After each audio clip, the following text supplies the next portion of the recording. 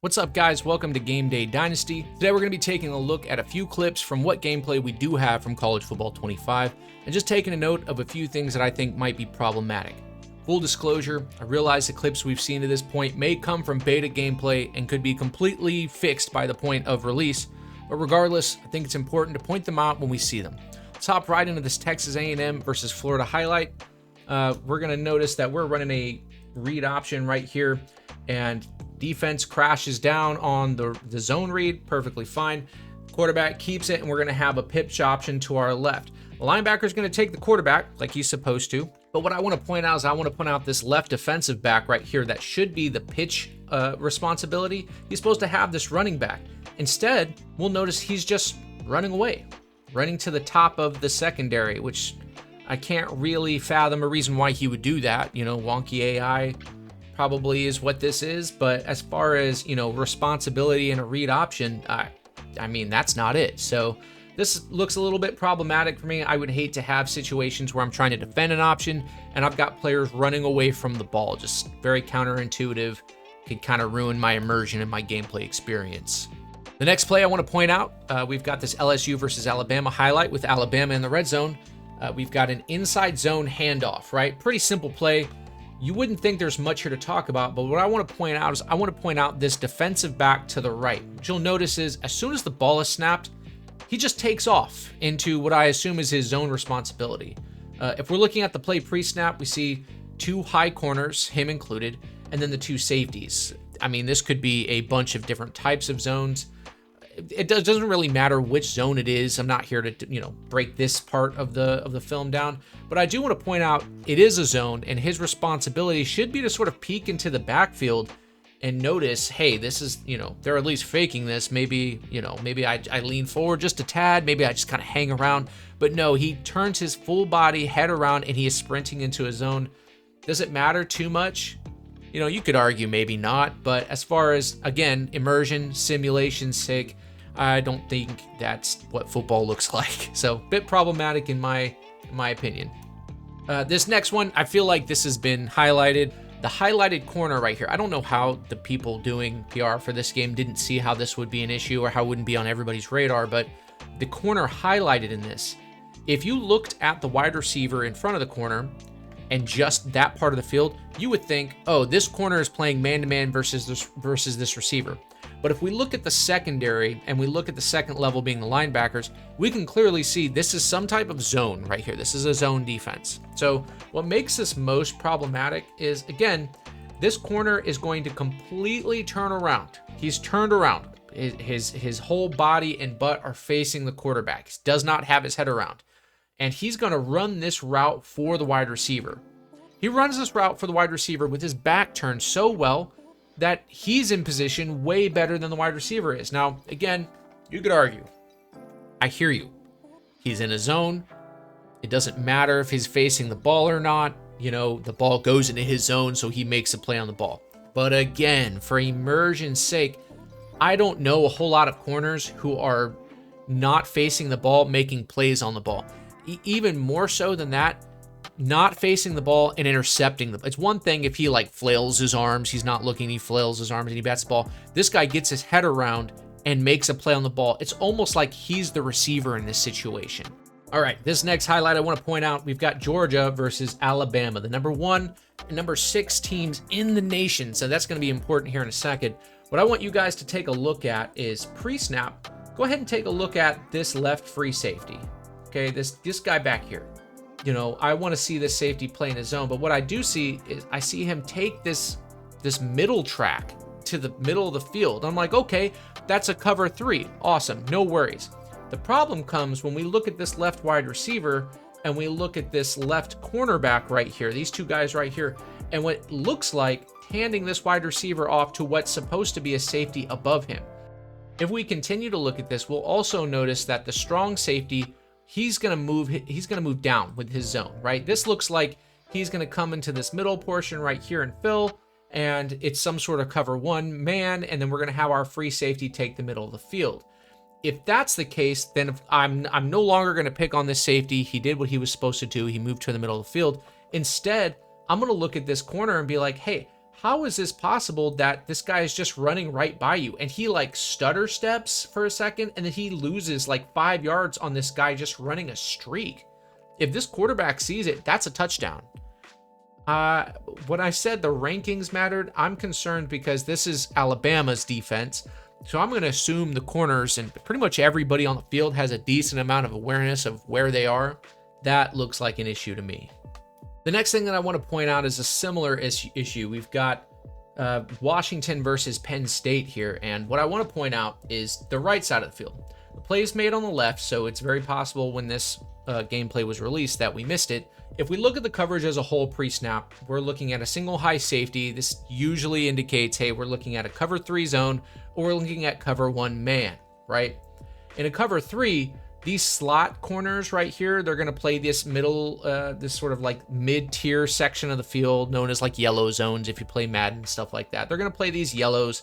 They're going to bump this receiver, and they're going to take the shorter routes, while this outside corner here is responsible for this outside third all the way back here to the deep.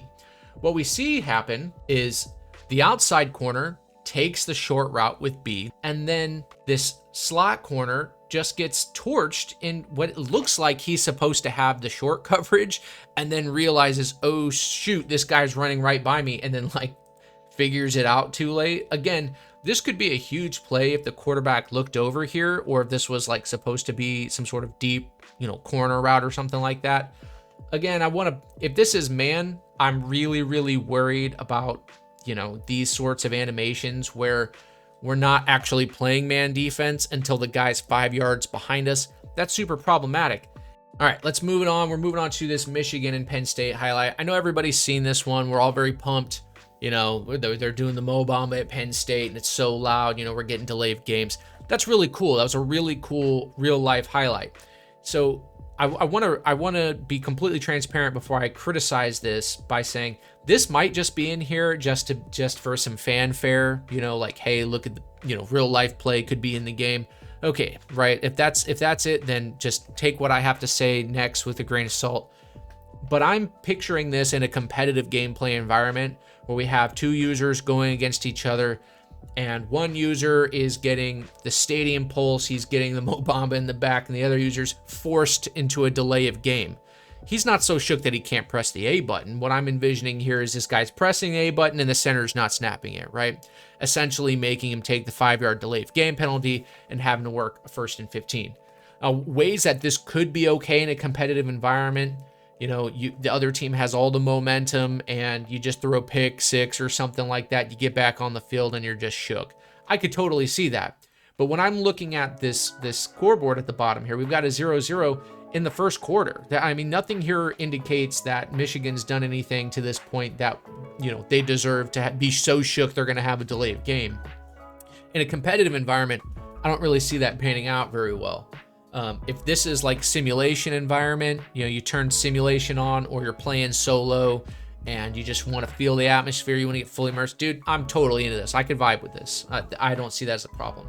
But in competitive gameplay, online gameplay, and things like that, I think this is something that should not be part of the game. All right, and because I don't want to be a Debbie Downer, I don't want everyone to think, hey, I'm just here to criticize the game. Oh, he's just going to shit on the game, and I'm really excited about it. No, dude, I'm really pumped for this game too. And so what I've done is taken a couple of clips that I am excited about. We're going to go over those too, okay? So don't worry. You thought I was just here to like make fun of your, the game you're most excited about. I'm actually right there with you, man. So we're going to look at this Texas and Georgia highlight.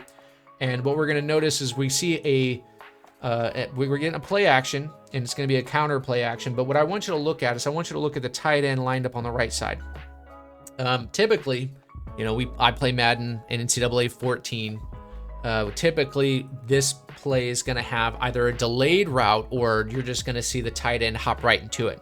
Instead, because it's a counter, what we see is if it was an actual counter, this tight end would either get the guy in front of him, or he would work his way up to the second level, depending on the blocking scheme, and he would block this linebacker. Since they're doing a counter play action, he's going to work his way up to this linebacker, get the inside leverage on the backer, and then dip right into his route for outside leverage. And it's going to make the play. It's going to be, what gets him open for this beautiful Quinn Ewers throw.